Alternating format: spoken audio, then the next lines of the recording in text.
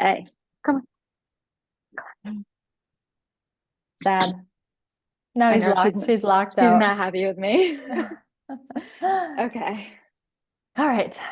Well, welcome to another episode of Working Girls Don't Gatekeep. Thank you for joining me today. Wait, do you go by Sam or Samantha? Samantha. Okay. And Samantha Mears, right? Today I have Samantha Mears with me, and we met on TikTok, and Samantha is an attorney in Delaware. So I'm excited to chat with her. When she first messaged me on TikTok, I was like, oh my gosh, this is Rachel Zane from the Suits in person. And I was super excited about it. I haven't talked to any attorneys, and I'm not even familiar with like what your day looks like. And I know there's tons of different ways to like be an attorney. Sometimes people are like corporate versus I don't even know the opposite of corporate, but something else. So Yep, there's a lot. so we will cover that and how you chose to kind of land and where you are at. So thanks for being here. Thank you for having me. I'm really excited. This is my first podcast ever, and I've always wanted to do one. It's kind of been on my bucket list. So glad I Awesome. saw the post when I did. Well, the opportunity found you, and then also you found me, which is awesome. So this will be good. I always like to start the conversation kind of turning back the clock. So, what is one of your first jobs that you had, maybe back in high school or college or something, just like a fun one that you've had in the past? I wouldn't say fun. My mom really wanted me to start working super young. I always had to buy my own clothes and everything just because she felt like that was the best way to instill like financial responsibility into me. So I started working at a pizzeria at 14. And I worked there for 10 years. I know it's crazy. That's the Wow. longest job I've ever had. It was a family-owned pizzeria called Bruno's, and it's in New Jersey. It's right by the beach, so it was super, super busy in the summers. And I credit that to a lot of my success now because it gave me that customer service aspect and then also ability to work under pressure and with no air conditioning because half the time there was no air conditioning. Oh my But gosh, in I a did hot pizza oven, nonetheless. yeah, and I primarily kind of did more like sub making there. They were really well known for their sandwiches, and that was what I did for 10 years straight. I would go to class during the day, do my gymnastics, like extracurricular, and then go right to work until around 10 or 11 p.m. Oh So, my gosh. yeah, my mom did not give me a break when it came to that. Yeah, no kidding. Well, you are used to working long hours, so I'm not surprised you're an attorney now. Yes, I think it also gave me the opportunity to like learn the type of, I don't know, boundaries, I guess, with work that I wanted. So it really helped me figure out exactly what I wanted to do, which is I didn't think I wanted to be an attorney back then. I don't even know what I thought I wanted. I think it was like an astronaut at that time. I went to like math and science camp, like you name it. Cool. Not good at math, so that's probably why I became an attorney, I would say. Well, it's either an astronaut, an attorney, or a pizza maker. So Exactly. cool. Well, that sounds fun. And then where did you go to college? So I went to Wesley College. It's no longer around. Unfortunately, I guess, it was absolved by Delaware State University in Delaware. So all of my college education has been in Delaware. I am from New Jersey, though. Not accidentally, as a joke, applied to this college because one of my old coworkers went to Wesley, and it was a free application. And I was like, seems like a good fit and got in and got a scholarship, and I really just kind of took it by storm, and I majored in political science, went back and forth, and finally settled on that. Okay, how did you know to go into political science? I really didn't. So my whole life I really loved like international studies, all of that fun type of stuff. And Wesley, I started as an international studies major, and they got rid of that program while I was there. I know it was, I feel like it was kind of destined because political science plays really well into law school and the legal field. So I went, what is the best way to go? Should I go business or should I go political science? And in hindsight, probably business would have been given me a lot more broad things to do. But political science was what I was really interested in, so I stuck with that, and that's kind of how it played out. Yeah. Okay. Rip to both your school and your major. Like, why did this Yeah. both happen? They both got I, dissolved. yeah, I know. It's very sad. Um, it seems like that's the trend for me. I'm not sure why, but it worked out. So Yeah, especially there. Okay, so poli sci, how long were you in it? And can you give like a quick synopsis of maybe what a poli sci major is or focuses on? yeah, so I was a political science major for about, I would say 3.5 years. So almost the entire time I was in college. Political science is very heavily based on like the political system and really like our deep rooted constitutional law, like you name it. It really does transition really well into, I would say, the legal field, not as much as obviously like a criminal law major or anything like that. But I would say political science is the business degree of the legal field, if that makes sense. It's more of a generic baseline. So I got to touch in all different types of fields. And I ended up majoring or minoring in psychology, which so that kind of fit in my schedule too. If that gives you, it's kind of like a general degree, but works for me, I guess. I feel like that's a perfect path for eventually a lawyer because you do need to know like the psychology of people when you're trying Yeah, to understand. I mean, I'm not sure where you're at in law, but I'm just picturing like a courtroom and they are testifying somebody and they're pressing them and pressing them. That's kind of like the psychology of it. And yeah. then obviously the poli sci part sounds kind of like more like the ethics and like the understanding of the law in the United States. Yeah, and it was really cool to see the political system from kind of Yeah. like 100 miles up, I guess. You're reading about it and learning the different things that have occurred in the past. I would say it's really heavily history based, but also very policy based. You learn things that you didn't learn in grammar school or high school. It's been a very long time since I've taken a political science class, and law school kind of wipes your memory of everything.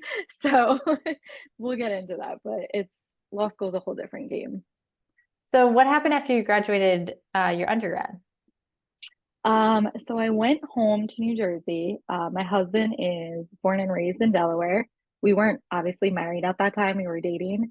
And I just knew I wanted to get back to Delaware. Obviously, I wanted to be closer to him.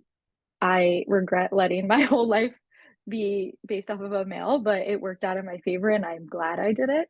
But I did too. I mean, we both got like you're yeah, I feel like young we and all it's like did. I want to Yeah, move and I want to be close to in someone. love. It's like, yeah, But whatever. I never let myself lose sight of like what I wanted to do and what was best for me. So I was always willing to like pull myself out of Delaware if it wasn't working out for me, or even if I was still with him.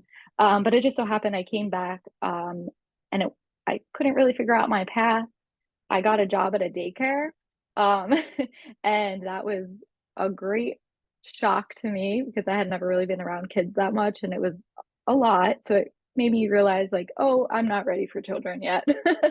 So I ended up deciding to go back to school, and I ended up also getting a job at a law firm. During the time that I was getting my master's, my whole heart was set on joining the FBI. And I was like, I'm going to finish my master's at Wilmington University in Homeland Security, criminal justice field, and I'm going to get a job at the FBI, and that's it. And I ended up being a paralegal from 2017 to 2019 at this law firm. And not many people know this, but there was an attorney there who would always joke with me and be like, I dare you to go to law school. And I would be like, I'm not going to law school. I'm going to be in the FBI. And turns out the joke got more serious, and he was like, you need to take the LSAT. So I took the LSAT. I did horrible on it. So bad that I was like, I'm never getting into a law school. I am historically really bad at standardized testing, like the SATs, you name it. I've done bad on them. Um, I decided, that was a fluke. I'm just going to try again. Nope. Took it again and did just as bad. Same exact score. And I was like, there's no way I'm getting into this school. So I stuck it out and was like, maybe I want to do a career shift. So I decided to apply to the state of Delaware. and I got a job at the Public Service Commission. It's kind of like I want to say the word, but it's not many people would know. It's a quasi judicial government like board. So it's kind of like think about a courthouse, but instead it's a commission, and it's all related to public utilities and their rates and protecting consumers, all of that stuff. So they're the neutral party Yeah. in that. And I became a paralegal there. Um, Hated it. It wasn't fulfilling to me at all. And I had a really great director there who was very encouraging and wanted me to become a public utility analyst. I ended up switching into that role, and that work was very intense. But again, it wasn't enough. It There wasn't enough work for me. I didn't feel like I was contributing to anything. I really wanted to be my own boss. I wanted to make a difference, and it wasn't for someone else. I wanted to make a difference in my own life so that I could help other people, and that wasn't working for me. So I was like, I'm just going to apply to law school with the scores that I have.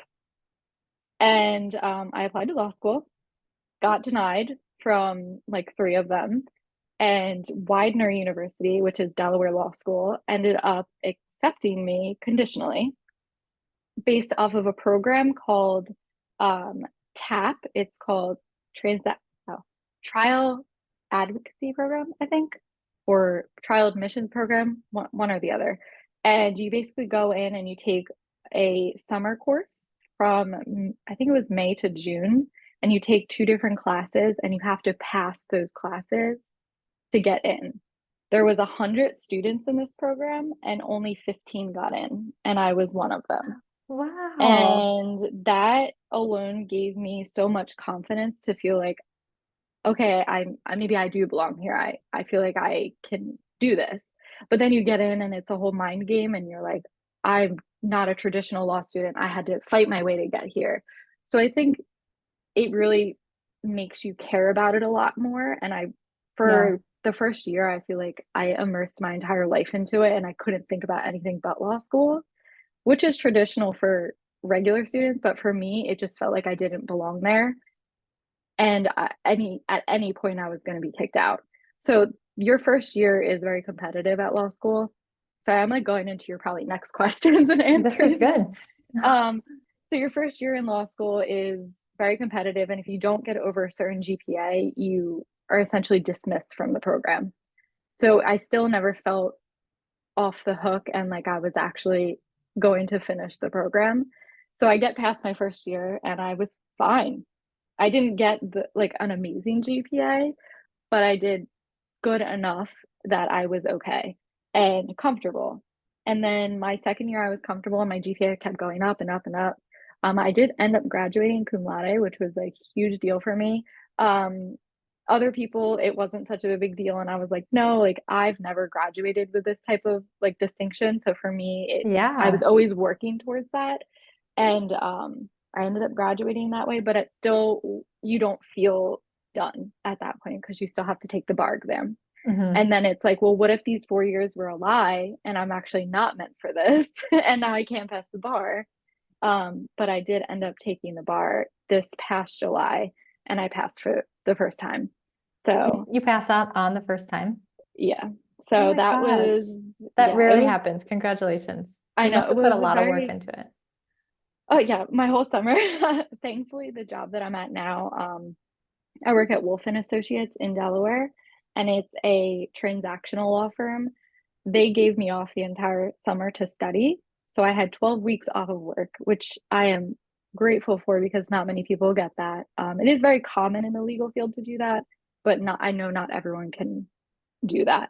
So I was able to study for those full 12 weeks. I felt prepared, but I left the exam, and everyone always says you leave and you feel like you failed. I left and I was like, either I was over prepared or I failed. So I don't know because I felt right. Like I felt like I did it, but I didn't want to say that out loud. So I remember when I got my results, I was like, maybe they put the wrong name on it. Maybe it's not right. It didn't feel real. I don't know if you were aware, but Delaware is like one of the harder bars in the country. Oh, Um, perfect. Yeah. So it's like California, New York, Delaware. It goes in that route. Our state is the largest incorporated state in the country for businesses. Um, I think that's shifting a little bit, but the fun fact about Delaware is a majority of our revenue comes from that. So if we ever lose Hmm. that, we would be poor. I don't think So, I understand what that means. so our revenue is based off of people registering and forming their companies in Delaware. And every year they pay a franchise tax fee.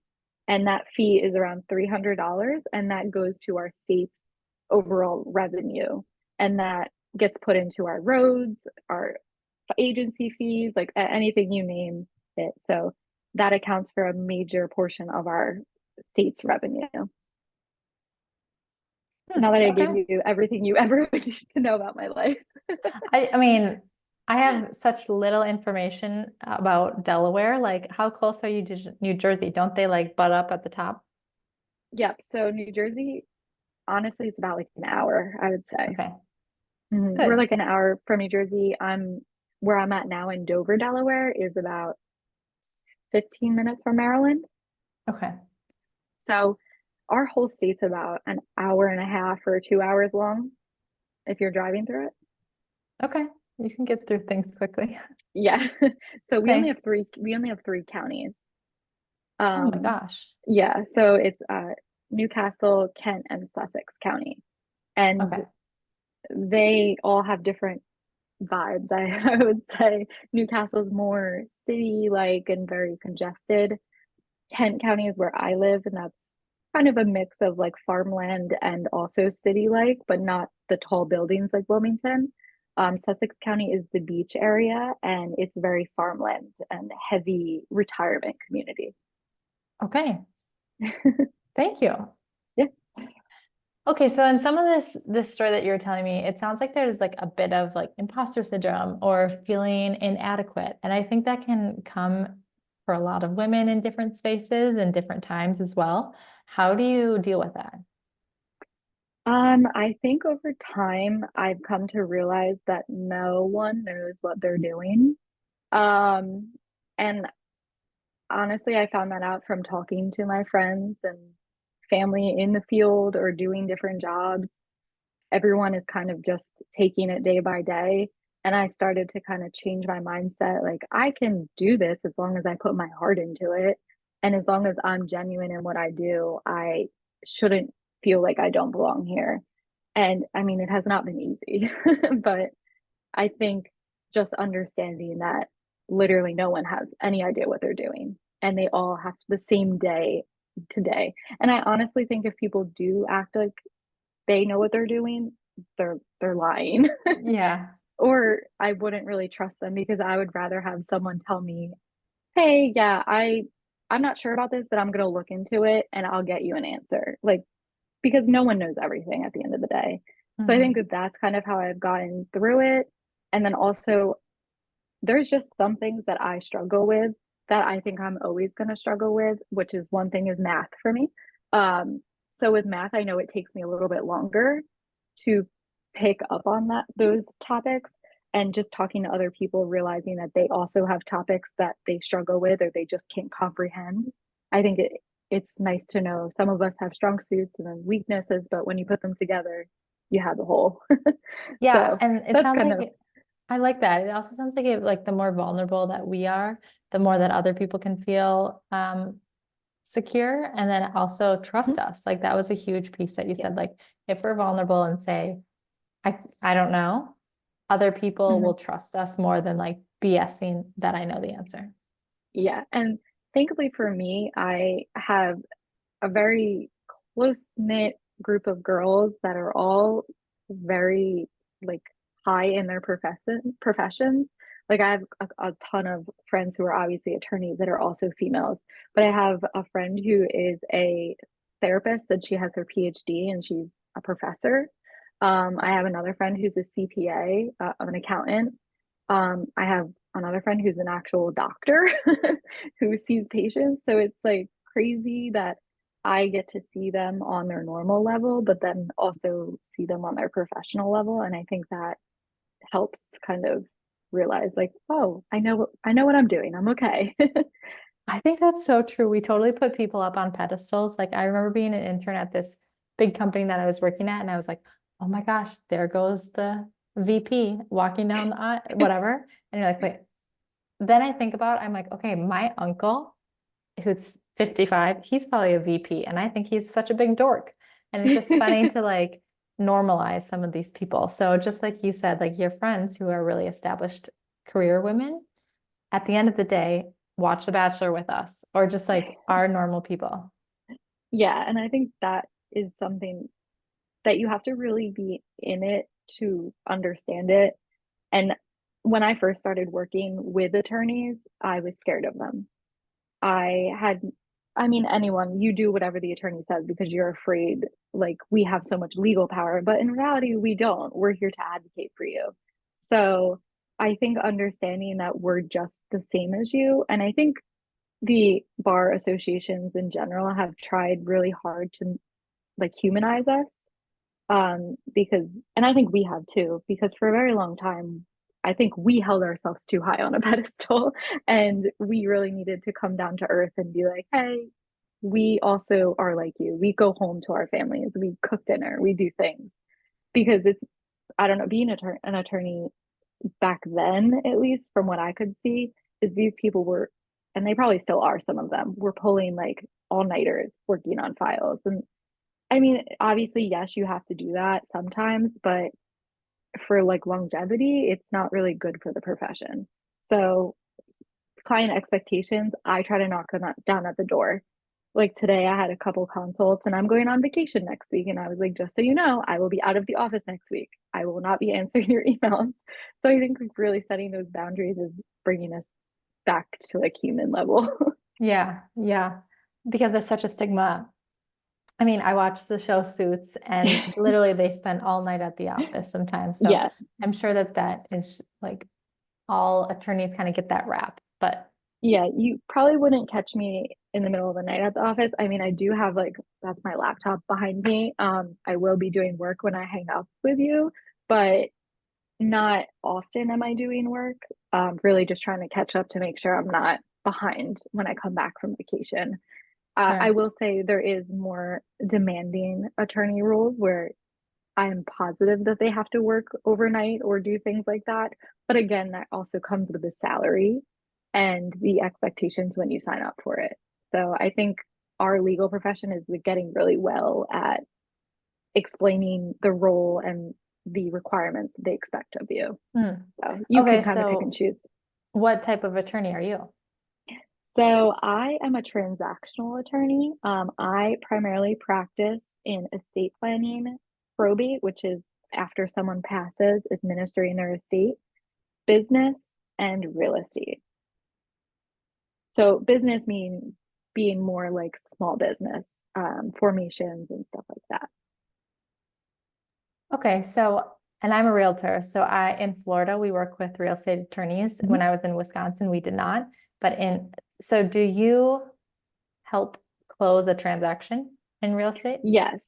So in Delaware, Delaware is what's called an attorney state for real estate. So we are the title agent. So we handle everything from the second the contract comes in to the very end of the closing.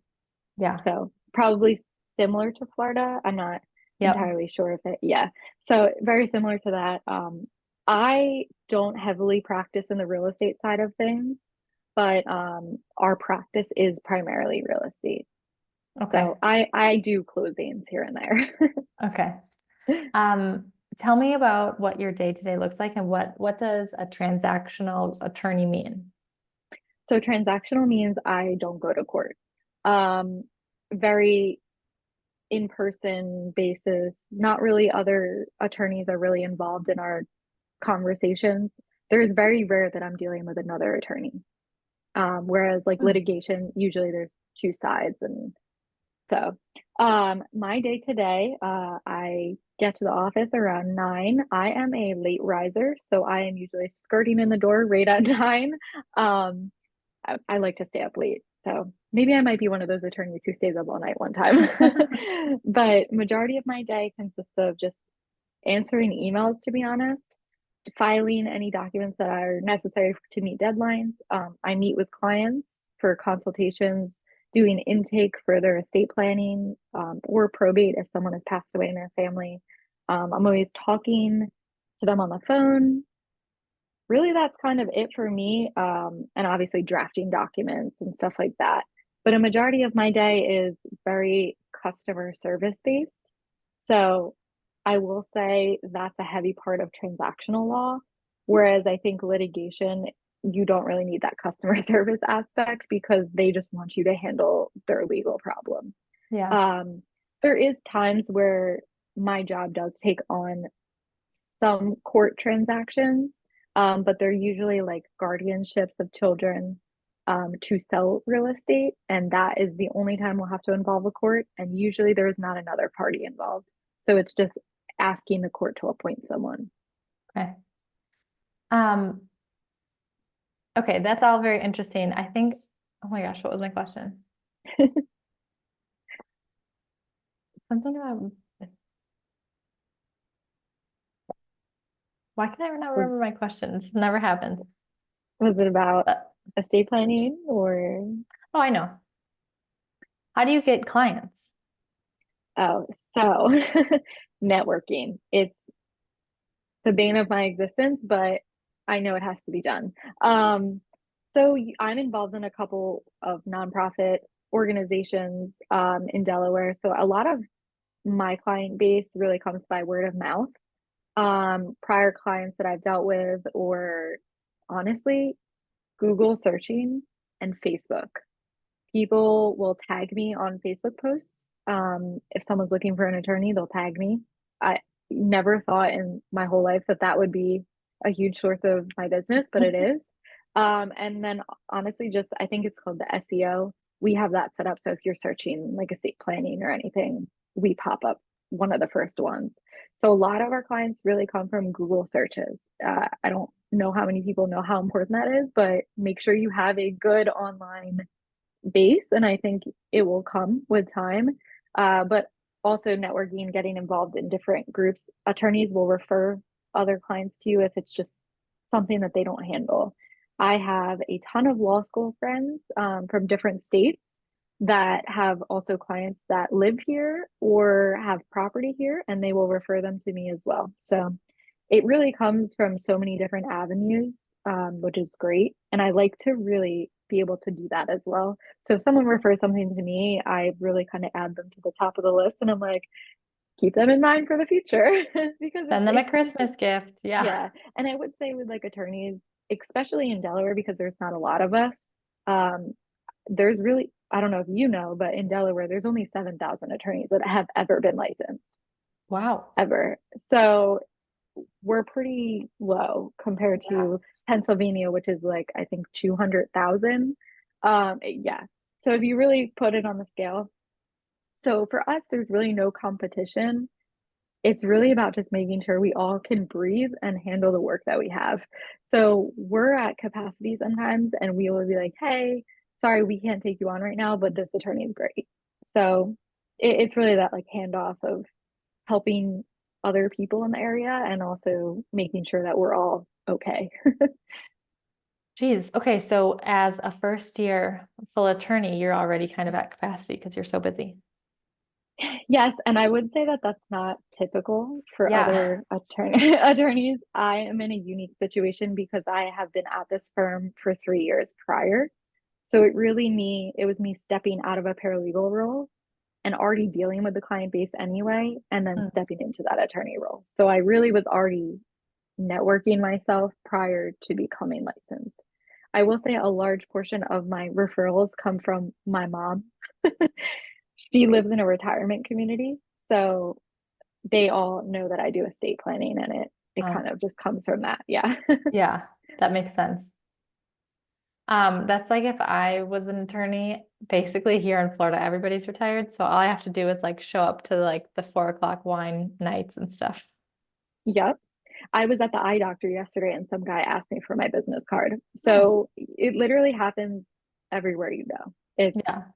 it's a huge change in your life that I don't think people are really prepared for when you get out of law school, that that's going to start happening to you. Hmm. But I had to warn my husband, like, it's going to happen to you. And he didn't believe me. And the amount of people that have already asked him to ask me for legal advice is insane. They So just want that is general legal advice. on everything. And I'm like, I Huh. don't practice in criminal law, so I Yeah. can't help you. Interesting. Yeah, it's an interesting job because I was talking to a friend and I said, I have literally been asked a question on every single social media platform, like Snapchat, Instagram, Facebook, email, you name it. I have gotten a legal question. And They're they're like, "Hey, always like TikTok, is very, this illegal?" they're very like outlandish questions too. And I'm like, I don't, what? Like, how would I know that? It's something like some federal law. And I'm like, I don't practice that. In like Utah, you're like, no Yeah. clue. Like, no, don't do that. I have no idea. Okay, so it sounds like there's a high demand for obviously attorneys in Delaware, but why else would you suggest this job for other women? Well, I think the first time in ever history, females are becoming the leaders in the legal field. I think I saw a statistic the other day. It was like 5% of all, like, I don't want to call them, I guess, partners or CEOs of law firms are now females. And that is a huge step. I think it was 5%, maybe it was 50. I knew it was one of those crazy statistics, and I was like, wow, that's awesome. I will say it's a very hard field to get into as a female because it is so primarily male based. Um, but honestly, I have not received any ill feelings or disrespect from another colleague. Delaware is unique though, so I may be biased. Delaware has a thing, and I cannot believe I'm saying this because we all joke about it, but it's called the Delaware Way. And it's a way of friendship between other attorneys in Delaware. So when we are litigating or against another attorney in Delaware, it's really not you're going against someone, you're going against your friend. And that's how they really push it onto us. Hmm. Um, so they joke that a lot of us, they expect us, not expect us, they really pride us in the fact that we can argue in court and then go get a drink afterwards. And I do find that that is a huge thing in Delaware. So I do enjoy that camaraderie, I guess. But I have found and heard that in other states, it's a lot more, I would say, cutthroat.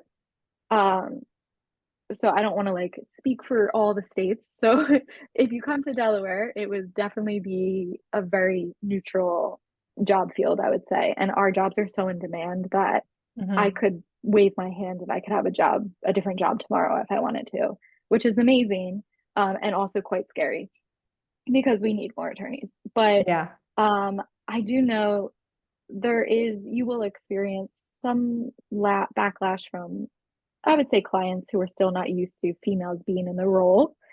But I always say it's really about how you carry yourself in the room. And I have been told, this is from like my coworkers saying this, but they tend to say that when I walk into a room, I kind of take charge of it and don't really let people think that they have control over the room. And I think that that has helped a lot in that aspect of making sure people are respecting me as a female in the field and trusting me. So I think it really comes with how you carry yourself in that way because we don't obviously get the same respect that men do when they just wake up in the morning. Yeah.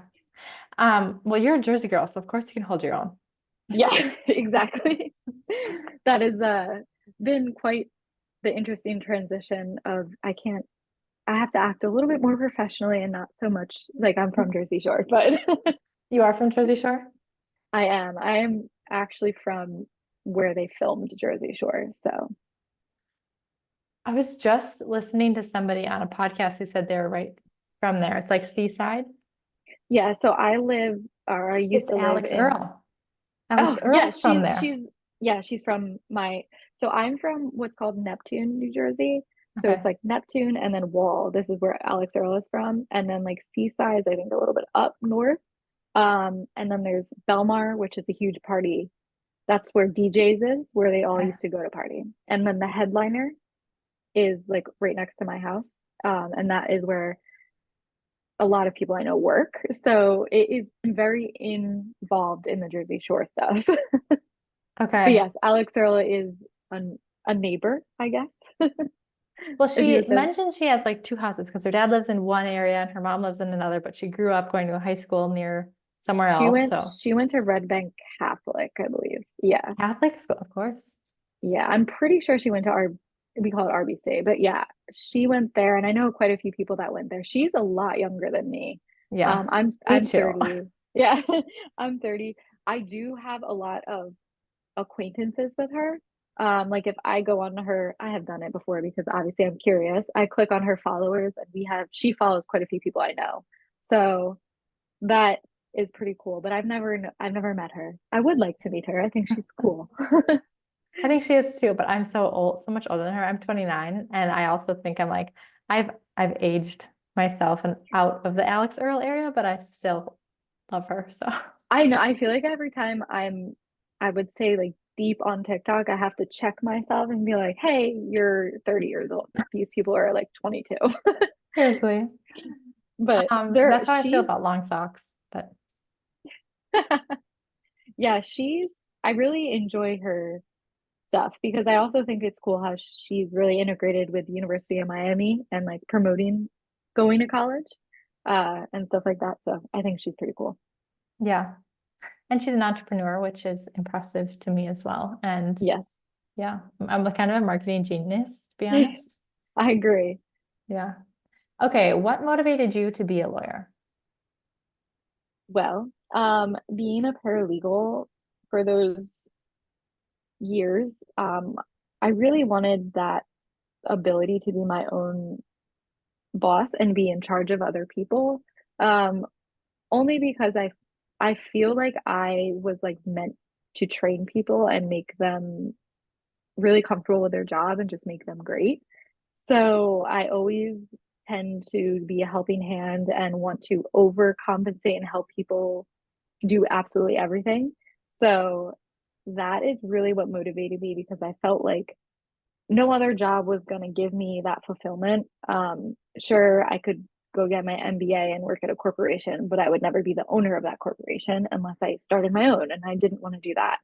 But being a lawyer is unique because you can work for a company and become a partner, and you basically have that power as an owner, but you're not really creating a product to sell. You're selling yourself. So it is awkward selling yourself, but I have found that that is the most rewarding part of it. And that is what motivated me because I felt like that was the only path that I was going to be able to take to get that goal that I wanted. Yeah, because earlier you mentioned how you want to be a business owner or be Mhm. your own boss. So I Mhm. like how you tied it in that at a certain point, when you become a partner, you kind of have a buy-in. So that's kind of like your Yeah. entrepreneurial stake. And Mhm. then you make decisions and Yep. you can run the firm into the ground or to the moon, you know? Yeah. Or I can open my own firm. And Okay. so that's always been something I've tossed up the idea with, but I won't do that for quite some time. Obviously, I would like to build a reputation and make sure I can secure income for myself and for the employees that I would hire. So that it is a huge responsibility, but at the end of the day, you are the product, so you have to make sure you can sell yourself. Which is sad to say that you are the product, but you really are. Like Yeah, your it's the only way knowledge. to put it. Yeah. Yeah, for sure. Sounds like being an attorney allows for a lot of multiple entrepreneurial kind of ways of going about things, which I like. So, I know we talked about Alix Earle. That's kind of a fun pop culture moment, but what other pop culture things are you loving right now? Maybe a book or a podcast or a trend? I don't know. Well, I am really into books right now. I put books off for a very long time, and I didn't start reading until 2 summers ago, probably. I like literally wouldn't even pick up a book and read it. Um, all through like high school and middle Honestly, school. probably read so many things in law school. You don't need to fill your time with other No. books. And I ended up really, I know this is so cliche, but I really like Colleen Hoover. Um, so I would say that trend, but I know a lot of people hate on her. I don't know And why I they hate think on her. And you know what? I don't know either. I love I her. think she's I think she's great because one, she got me back into reading, and I think that that says a lot. Even if the books are easier to read, I would rather them be easier to read. Hmm. Uh, so I'm because not trying to who read wants law books for fun. no, that's what I mean. So Yeah. I think that that is a big thing. And then obviously, I just recently listened to that Megan Fox interview with Call Her Daddy. Okay. I haven't Um, listened to it yet. How was it? it was it was great. I thought it was a good, I would say it's a kind of a pop culture moment right now because there's a lot of articles about it. I think I'm looking at her in a different way. And I think that's why podcasts are so great because you really get to see people for who they are and like their thought process for it. Hmm. Um, I am absolutely obsessed with Selena Gomez. Don't know why. I just always have been. I would love for her to do a podcast. That would be so fun, but she has her cooking show, so I get to watch her. I love that I know, cooking but show. we don't ever hear about her opinions on certain things. And I think it's time. Like, I think she needs to just finally speak up and clear the air. I guess also Taylor Swift and Travis Kelce. I have subscribed to that as Should well. I? Maybe I need to interview Selena Gomez myself. I mean, I'll take Yes, it up. I she definitely you should. I would be very curious of her career path. I'm also curious about if she has anything to say on the whole like Nickelodeon Disney child star. What's it I'm called? also Like, involved in that too. what is it called? Keeping it quiet on set, quiet on set. Quiet on set. I haven't watched it yet, but it intrigues It me. tracks. It tracks. Yeah, I mean, I used to love the Amanda Show, and I heard she commented on it and said kind of very dismissive stuff about it, which makes me like question, is Drake Bell telling the truth now? Because I feel like Amanda Bynes definitely something obviously happened to her, I know. unfortunately. Um, All those so kids. Do you remember there I was like a know, period of time where literally all which Disney and Nickelodeon people just like hit the wall? and I've heard that they all signed NDAs and that's why they're not speaking, but that's not really checking out for me because I'm like, if it was illegal, they can speak. So I Yeah, don't know. that's true. I They read should speak. Jeanette McCurdy's book, That was a great book. and she hints at it, Mhm. probably in a legal way if she has an NDA. Yeah. But and I don't dismiss any of this. I'm sure this was all happening. So I don't not believe it. No, I agree. I think it happened. I'm just very confused as to why Amanda Bynes Yeah, why she even commented on it in general if she wasn't going to say anything. Because it seemed like good if point. she was also a victim, like why are you dismissing the other victims? You could have just not said Good anything. point. So that's why I'm like confused. I'm like, why did that happen? Do you listen to the Toast? So everyone always talks about it, and I don't. I Okay. should. Well, Josh Peck is on the Toast's husband's podcast called Good Guys. Okay. And Josh, I'm really curious to get his take on it because if Drake was experiencing this, for sure Josh was. But I also think that he's already like commented on it in a quiet way, like, yeah, this happened. It happened to everybody. Mhm. I've So never really loved Josh Peck. I don't know hot take. why. Yeah, I always have felt like he's not genuine. I don't know why I've always gotten that vibe about him. Okay, Just I based could see off that. I guess his past behaviors and like his TikToks and but again, I could that could be different if I met him in person, but based off of what I've seen, I don't necessarily enjoy him, I Yeah. guess is a good word. Well, that's why podcasts are good because you can see people in a long format.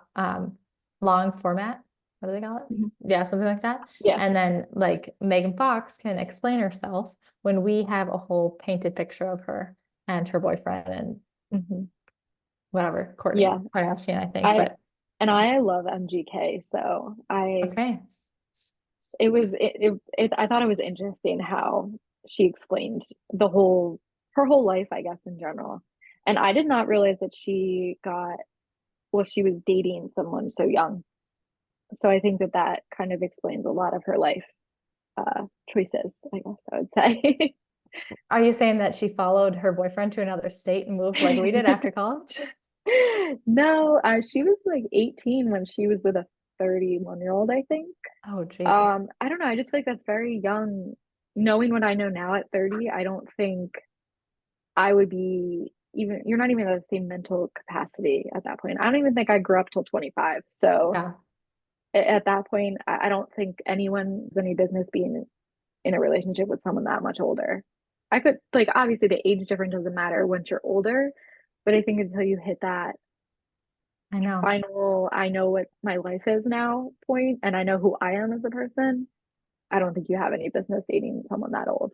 It's Or it's a young, like the opposite yeah. way too. Well, that is almost like a little predatory, like for me. Like, could you imagine at our age right now? Like, like I couldn't even comprehend it. So it to me, that's why I'm like, no, something is Yeah, not making sense here.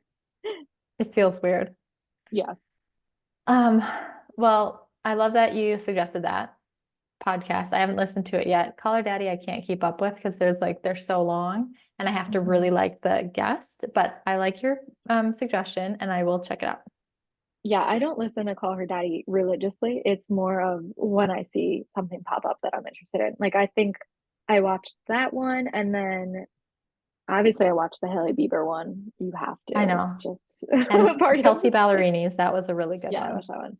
Yeah, I really just watch the ones that I'm interested in. I don't. I've listened to a couple of Alex Earle's podcast episodes as well, and yeah, I liked her vlogging style ones a little bit more, but I don't know. There's something missing with that one. I'm She's not sure just what it is. young, Yeah, there's something. It's not. I've noticed relatable. if she ever does listen to this, Alex, um, she will say like make a statement and then like restate that and same exact statement in a different format again. So it seems like she doesn't have enough to talk about. So fun fact. Listen up, Alex. Funny.